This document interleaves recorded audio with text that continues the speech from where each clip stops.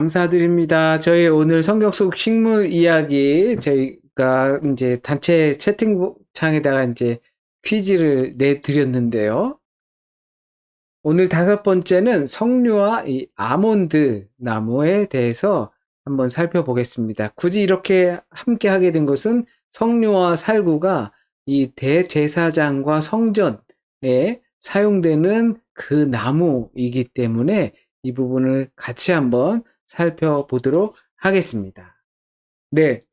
이게 이제 석류나무죠. 석류 열매예요. 이렇게 그 안에 씨앗들이 굉장히 많이 있고, 그리고 그 씨앗이 이제 달콤하고 새콤하고, 그렇죠. 수분도 아주 많고요.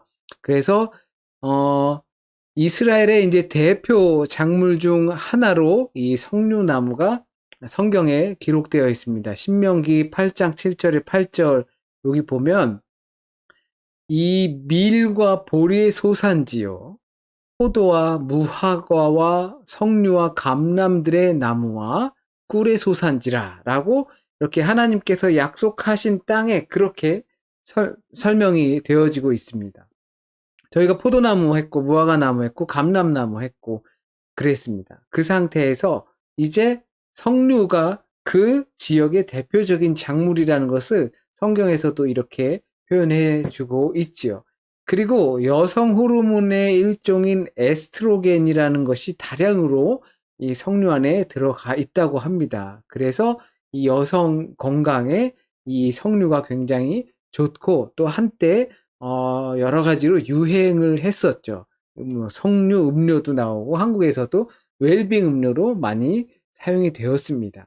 소비가 되었고요. 그래서 유대인들은 석류즙을 짜서 마시면 아이를 낳는다라는 말이 있을 정도로 이것이 이제 다산의 축복의 근원 도움을 주는 그런 열매로 석류 열매를 꼽았다고 합니다. 유대인 지역 그 팔레스타인 지역에서 이 석류나무가 이스라엘의 대표적인 작물로 성장하면서 이것이 이스라엘을 번성하게 하는 굉장히 귀한 그 열매로 이스라엘 사람들이 여기고 있었다라는 것이죠. 그래서 어, 유대인의 신년을 맞이하게 되면 새해에는 이 나팔절에 석류알을 먹는 전통이, 그러니까 석류 열매를 먹는 전통이 있었다고 합니다.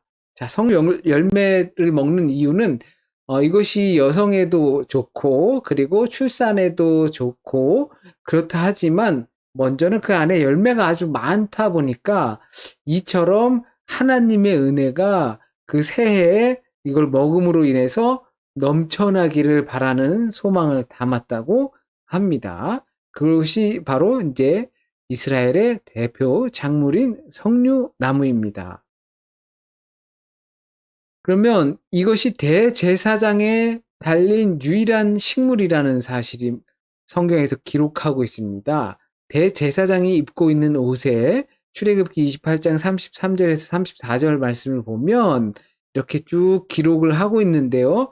그 옷 가장자리로 돌아가며 하나는 금방울, 하나는 석류, 하나는 금방울, 하나는 석류 이렇게 번갈아 가면서 금방울과 석류를 번갈아 가면서 달도록 명령을 하셨습니다. 자, 이렇게 대제사장이 옷을 입고 있는데 이 끝단에 보면 빨간색과 금색과 이렇게 연결이 돼 있죠.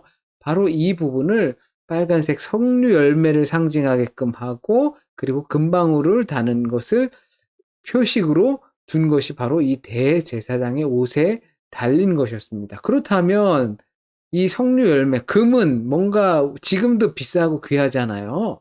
그러니까 이제 금은 이해가 가는데 이 석류 열매를 단 이유가 무엇일까 한번 생각해 보면요. 이 석류 열매 모양이 왕관이랑 비슷하기 때문에 그것이 마치 왕을 쓴 것처럼 왕이 된 것처럼 왕관을 쓴 것처럼 보여지는 이미지가 있다고 합니다. 또 이것은 영광과 영화를 상징한다는 것이죠.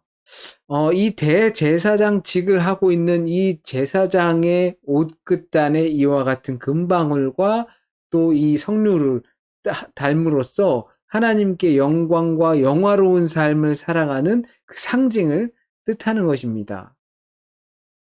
그리고 이 지성소의 기둥과 성전 안의 대표 문양이 이 성류와 살구입니다. 말씀해 보니 역대하 3장 16절에 성소같이 사슬을 만들어 그 기둥 머리에 두르고 성류 100개를 만들어 사슬에 달았으며 라고 하며 이 성전에 이 성류 모양이 새겨냈다라는 것입니다. 이것은 안티오쿠스 4세, 그러니까 말라기가 지나고 나서 신약의 시대가 넘어오기 직전에 마카비가 그 그리스의 문화권인 이 안티오쿠스 4세의 이 폭정에 저항해서 이긴 혁명이 바로 마카비 혁명이죠. 마카베우스 혁명인데 그때를 승리를 기념으로 한 이 화폐가 한마디로 하면 기념화폐죠. 하지만 그것을 통용하는 화폐가 되었죠. 그것이 바로 이 성류 열매를 하나님께 영화롭게 한다. 하나님께 영광을 돌린다라는 의미로 이와 같이 성류를 새긴 화폐를 만들었다고 합니다. 자, 그리고 이 다음엔 살구나무, 곧 성경에서 나온 살구나무, 아몬드 나무입니다.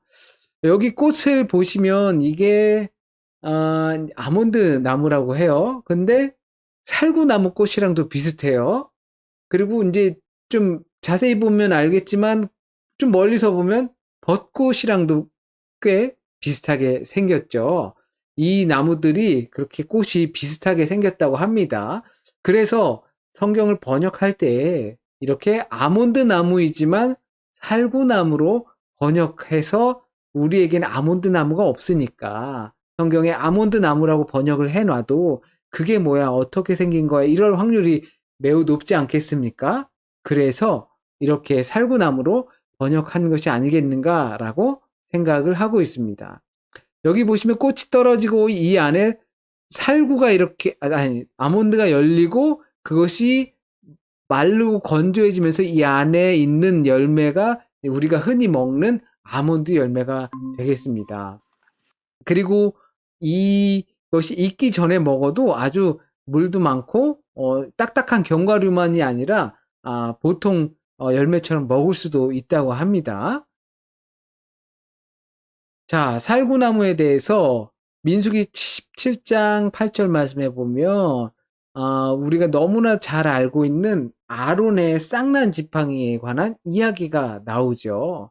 그래서 레위 지파 사람들이 이 아론에게 와서 왜 아론만이 제사장이냐 이렇게 이야기를 하면서 그 사건에 대해서 하나님께서 알려주겠다라고 하면서 각 지파들이 이 지팡이를 갖고 와서 언약궤 곁에 두었는데, 그랬는데 거기서 아론의 지팡이에서만 순이 나고 꽃이 피어 살구 열매가 열렸더라라고 하는 바로 그 열매가 이 아몬드 열매가 되겠습니다. 자, 그러면 왜 아몬드 열매가 피었는가? 다른 꽃은 아니고 포도나무 아니고 또는 뭐 무화과나무 아니고 왜 아몬드였을까라는 것을 생각해 보면 그 어원에 담겨져 있는 그 비밀을 조금 알 수가 있습니다. 아몬드가 히브리어로 샤케드라는 음역을 갖고 있습니다. 이 샤케드라는 음역은 또 다른 번역으로 보면 흔들어 깨운다라는 것을 보여주고 의미를 담고 있어요. 샤케드가 흔들어 깨운다라는 의미를 담고 있습니다. 그러니까 시옷, 키역, 디귿 이 음이 그렇게 음을 갖고 의미를 하고 있는 거죠. 그도 그런 것이 긴 겨울이 지나 봄에 시작되는 그 겨울을 끝내는 첫 꽃, 그것이 바로 이 아몬드 꽃이기 때문에 더더욱 그렇다라는 것입니다. 이 긴 겨울잠을 깨며 희망의 봄을 알리는 그와 같은 열매, 그래서 깨우는 거죠. 긴 겨울, 어두움, 이것들을 깨워서 이 봄의 희망을 열어갈 수 있게끔 하는 상징, 이미지를 담고 있는 것이 바로 아몬드 나무입니다. 마태복음 26장 40절, 41절 말씀을 읽겠습니다. 제자들에게 오사 그 자는 것을 보시고 베드로에게 말씀하시되 너희가 나와 함께 1시 동안도 이렇게 깨어 있을 수 없더냐? 시험에 들지 않게 깨어 있어 기도하라. 마음에는 원이로되 육신이 약하도다 하시고, 물론 이 말씀이 잠자고 있는 제자들에게 꾸짖으시면서 깨어 있으라라고 하시는 말씀이기도 하죠. 그러나 이것을 우리가 더 깊이 있게 생각하면 마치 그 희망을 열어왔던 그 아몬드 꽃과 같이 지금 피어 희망을 위해 가야 한다라는 것을 우리가 짐작할 수 있게 되는 것입니다. 그러니까 이 대제사장의 역할이라는 것은 자신도 물론 영적으로 깨어 있어서 하나님과 그 관계가 끊임없이 교감되어야 하는 것이 물론 당연하지만 또한 깨우는 역할을 하는 것이 바로 대제사장의 역할이라는 것입니다. 나도 하나님과의 관계에 있어서 밝히 깨어져 있어야 하고 또한 그 깨어져 있는 상태로 깨우는 역할을 하는 것이 대제사장이라는 것이죠. 그리고 그 꽃이 바로 이 아론의 지팡이에서 핀 것입니다. 만약에 꼭 그 아론 이제 지팡이 그렇게 핀 이유는 영적으로 깨우는 역할을 하는 것이 대제사장이라는 것을 우리는 알고 있지만 그것이 지금 현재에 있어서는 어떠한 직업에 담겨져 있는 것이 아니라 말씀으로 거듭나고 믿음으로 구원을 얻게 되는 그러한 모든 그리스도인들이 이 대제사장과 만인 제사장과 같은 그 역할을 감당하는 거죠. 저나 함께 지금 하고 계신 모든 분들이 이와 같이 살구 지팡이를 들고 다니는 사람과 같은 것입니다. 그리고 이 석류나무와 열매가 걸려 있는 그러한 옷을 입고 다니는 사람과 같은 것이죠. 예레미야에서도 이 살구나무, 아몬드 나무가 나오는데요. 여호와의 말씀이 또 내게 임하니라. 이르시되 예레미야야 네가 무엇을 보느냐? 대답하되 내가 살구나무 가지를 보나이다. 여호와께서 내게 이르시되 네가 잘 보았도다. 이는 내가 말을 지켜 그대로 이루려 함이니라 라고 예레미야에게 하나님께서 말씀해 주고 계신 겁니다. 곧 이 봄날이 다가오는 희망, 긴 겨울, 바벨론 포로와 페르시아의 시대를 거쳐서 돌아오게 될 이 봄날의 희망을 예레미야에게 하나님께서 보여주신 것입니다. 이 성경에서 등장하는 이 살구나무, 아몬드 나무의 꽃이 피는 것은 이 사람들이 보면서 겨울이 끝났다. 그리고 희망이 보인다. 이제 봄날이 찾아왔다라는 것을 알게 되고 그것은 그냥 되는 것이 아니라 시간이 되면 찾아오는 것이 아니라 곧 하나님의 말씀으로 인하여서 구원에 이르게 되는 것을 염두에 두고 있다라는 사실을 우리가 깨달아야 하는 것입니다. 이 그림은요, 빈센트 반 고흐의 이 살구나무, 꽃이 피는 아몬드 나무라는 그림입니다. 이 빈센트 반 고흐는 저희가 네덜란드 갔을 때도 박물관에, 뭐죠? 미술관에 갔을 때 이 그림이 있잖아요. 빈센트 반 고흐의 그림과는 그동안에 보셨던 어떤 이미지와는 다르게 뭔가 되게 좀 푸근한 이미지를 보여주는 그림이죠.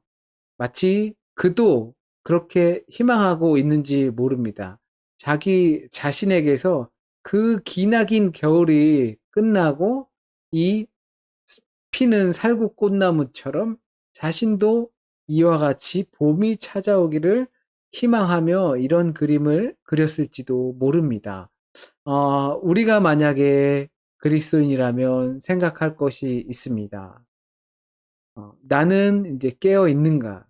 그리고 깨우고 있는가라는 것을 우리가 이 석류나무와 살구나무, 대제사장의 옷에 걸린 것과 대제사장이 가지고 있는 상징, 그리고 그 성전 안에서 사용되었던 그것들을 통해서 나는 그와 같은 역할을 잘 감당하고 있는가를 한번 생각해 볼 필요가 있습니다. 그리고 주님 앞으로 인도하고 있는가. 이 부분을 우리가 이 석류나무, 석류 열매, 그리고 살구나무를 같이 공부하면서 더불어 생각할 수 있었으면 좋겠습니다. 먹기도 좋고 맛있는 것이고 또 비타민도 많은 그 열매들을 우리가 먹지만 그것을 혹시라도 드시면서 어, 이것들과 같은 것이 성경 안에서 어떻게 사용되었고 특히나 대제사장의 옷과 대제사장의 역할에 사용되었다는 것을 상기하시면서 우리도 그와 같은 역할을 충분히 잘 감당해낼 수 있는 저와 여러분이 되었으면 좋겠습니다. 이제 마치고요. 그리고 같이 마이크 켜시고 함께 이야기를 나누도록 하겠습니다.